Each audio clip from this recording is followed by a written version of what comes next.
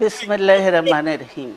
এই প্রিয় নেতৃবৃন্দ, সাইলেন্ট প্লিজ। সহকর্মীবৃন্দ, সকল সুবর্ণাতিগণ, আসসালামু আলাইকুম। প্রতি বছর মে মাসের এই দিনটি আমাদের পরিবারে আসে এক বেদনা বিধুর স্মৃতি নিয়ে। এই দিনে শুধু আমাদের পরিবার নয়, বরং সমগ্র দেশই হয়ে উঠে পড়েছিল বেদনার্ত ও অভিভাবকহীন। আমাদের প্রিয় মাতৃভূমি বাংলাদেশের জন্মের সাথে জড়িয়ে থাকা এক অবিচ্ছেদ্য নাম শহীদ প্রেসিডেন্ট জিয়াউর রহমান, যে চট্টগ্রাম থেকে স্বাধীনতার ঘোষণা করে তিনি এ দেশের সাথে তার নাম অবিচ্ছেদ্য করেছিলেন।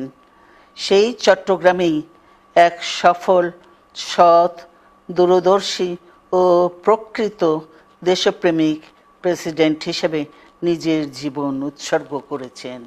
এদেশে গণতন্ত্র, স্বাধীনতা, সংবাদপত্র ও বিচার বিভাগের স্বাধীনতা, স্বনির্ভরতা ও উন্নয়ন এবং নিজস্ব জাতীয়তাবাদ সৃষ্টির অনন্য রূপকার শহীদ জিয়া, যে গণতন্ত্র প্রতিষ্ঠা আর সার্বভৌমত্ব রক্ষার লড়াইয়ে তিনি শাহাদাত বরণ করেছেন, সেই গণতন্ত্র নিরবচ্ছিন্ন যাত্রা আজও বাধাগ্রস্ত হচ্ছে প্রতি পদে পদে।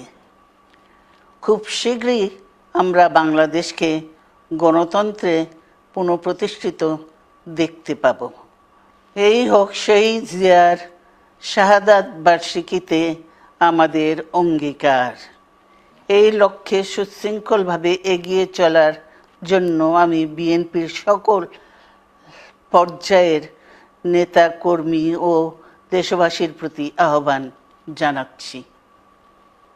মনে রাখবেন, সবার জন্য গণতন্ত্র ও উন্নয়নের মাধ্যমে সকল সমস্যার সমাধানের যে রাজনীতি শহীদ জিয়া রেখে গেছেন, তা বাস্তবায়নের মাধ্যমে তার প্রতি শ্রদ্ধা জানাতে হবে।